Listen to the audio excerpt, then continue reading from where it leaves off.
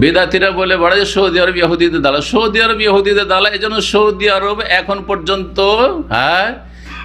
ইসরায়েলের সাথে ইহুদিদের সাথে কোনো কূটনৈতিক সম্পর্ক রাখে না। কথা বোঝা গেছে না?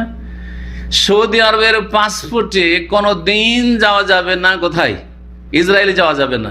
বরং সৌদি আরবের ভিসাতে আপনি যে একামাতে আছেন, আপনি যদি এখান থেকে কোনো, যেমন আপনারা হয়তো বাংলাদেশ থেকে যেতে পারবেন না হয়তো, কিন্তু যদি ইন্ডিয়া থেকে কেউ যদি চলে যায় বা অমুসলিম কোনো দেশ থেকে চলে যায় এখানকার প্রবাসী, তাহলে এখানে আসলে আপনার সম্পর্কে একটা তদন্ত হবে, যা গেলেন কেন আপনি, হ্যাঁ, এমন দেশে যেন আমাদের দুশ্মন দেশ, সে দেশে গেলেন কেন?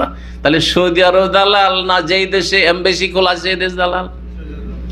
আচ্ছা, এই গুমরাহদের কাছে কখনো শুনেছেন সপ্তাহে কয়েকটা প্রতিদিন ফ্লাইট আছে ইরান, তেহরান আর ইসরায়েল, তেল আবিব? কোনোদিন শুনেছেন যে ইরান এর দালাল, কি বলছে, ইসরায়েলের দালাল? এই কথা শুনেছেন? এই খারেজিদের কাছে, চরমপন্থীদের কাছে, এই মওদুদিবাদীদের কাছে শোনেননি? শুনতে পাবেন না। হক কথা শুনতে পাবেন না, বাতিল কথা শুনতে পাবেন। আর সৌদি আরব সব রকমের সম্পর্ক ছিন্ন রেখেছে, তারপরে নাকি সৌদি আরব দালাল। আচ্ছা, যদি সৌদি আরবের শুধু সৌদি আরবকে বলে না, সৌদি আরব কি বলছে ইহুদিদের দালাল, আমেরিকার দালাল, ইসলামী সেন্টারগুলো দালাল। তাহলে কি বলেন যে আমেরিকা আর ইসরায়েল ইসলামী সেন্টার দিয়ে খেদমত করছেন নাকি? হ্যাঁ, এত মিথ্যা কথা কি করে বলছেন? আমরা নাকি আমেরিকার দালাল? তো আমেরিকা বলছে যে দাওয়াতের কাজ করো নাকি? ভালো করে জানেন, দাওয়াতের নামে পৃথিবীতে কোথাও ভিসা নেই।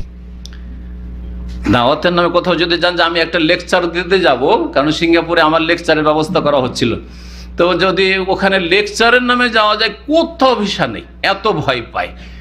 তাহলে এই দাওয়াতের কাজকে এত ভয় পায় পৃথিবীর মানুষরা, আর তারপরে সৌদি আরব হচ্ছে বা ইসলামী সেন্টারগুলি হচ্ছে ইসরায়েলের দালাল না, ইহুদি নাসারাদের দালাল। আল্লাহ যেন বোঝার তৌফিক দান করেন।